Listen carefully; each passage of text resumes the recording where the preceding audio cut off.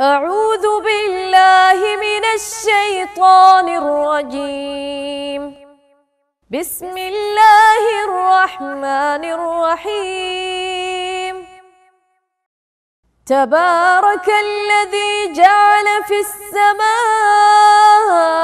بروجا وجعل فيها سراجا وقمرا منيرا، وهو الذي جعل الليل والنهار خلفة لمن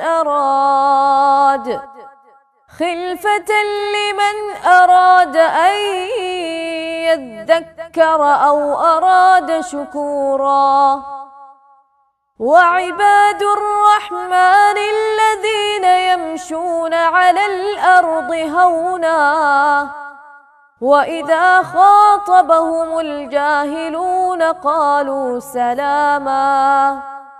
والذين يبيتون لربهم سجدا وقياما، والذين يقولون ربنا اصرف عنا عذاب جهنم إن عذابها كان غراما، إنها ساءت مستقرا ومقاما.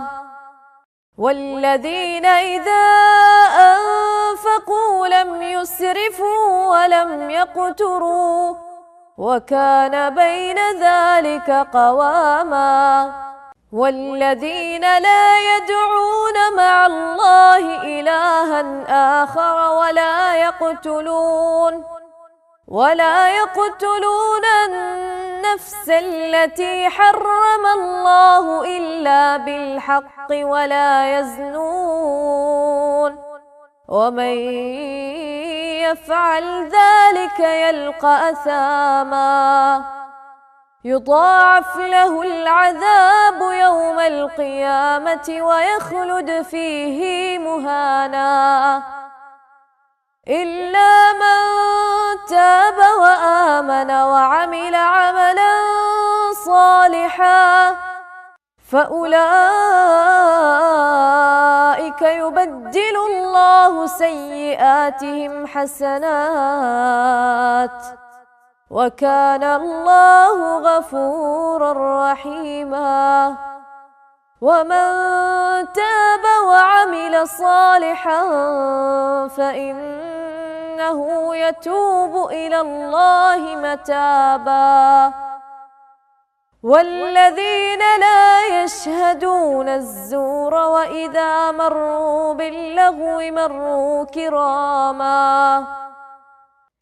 والذين إذا ذكروا بآيات ربهم لم يخروا عليها صما وعميانا.